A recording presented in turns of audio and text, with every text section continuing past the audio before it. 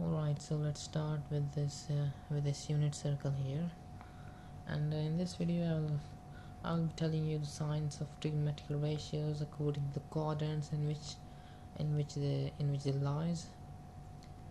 Okay, so we all know that the sign is the y over r, that is the perpendicular over the hypotenuse, and cosine is the base over this r, and this tangent is y over x. Okay, so let me start showing you this r here is the distance, this one, and this you can see this one, and r is 1 clearly. So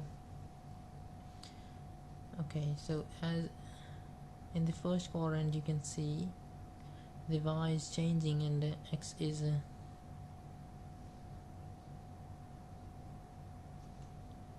wait a minute. Okay, so we can see that y and x both are changing, and in the first and second quadrant you see that y is positive no matter one or x is positive or negative. Indeed, one is always positive. So, okay, so it shows that sign will be positive in first and second quadrant. Okay, so and as soon as we cross this x-axis, and in the third and fourth quadrant it shows that the sign will be negative. Sign will have a negative value. Okay, and now let's talk about this cosine function. In the cosine we see that x over r, this x is positive only in the first and the fourth quadrant. So what it shows is this: cosine will be positive in the first and the cosine will be positive in the fourth quadrant. And as soon as we cross the y-axis here at this point, we'll get the negative values of x, and the maximum value will be -1, exactly at here 180 degrees. Okay, and then second and the third quadrant the cosine has the negative values, so cosine minus. Okay, now let's talk about this tangent function. So the tangent is y over x. It's kind of a special one because y is positive only in the first and second quadrant, but in the second quadrant we get the negative values of x. So what it shows us that if we have a negative value and one positive value, the overall value will be negative. So the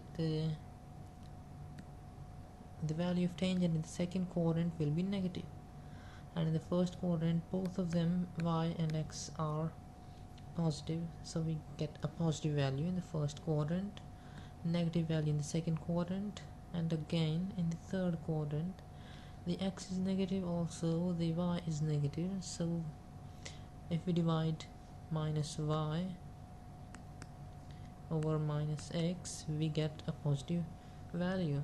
So in the third quadrant we have tangent as positive, and again in this fourth quadrant we have one positive value and one negative, that is x is positive and the y is negative.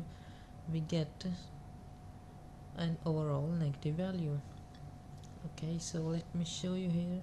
The tangent here in the first quadrant is positive, tangent here in the fourth quadrant is negative, tangent here in the second quadrant is again negative, and in the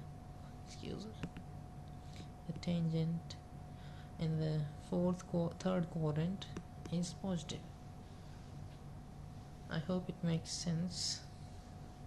Okay, so And the same thing happens for the uh, the secant, cosecant, and cotangent functions. The secant function has the same value as I think I should make an arrow rather, is exactly equal to the cosine, and we can assume cosecant as the sine, cotangent as the tangent. Okay, the same rule applies for these three also.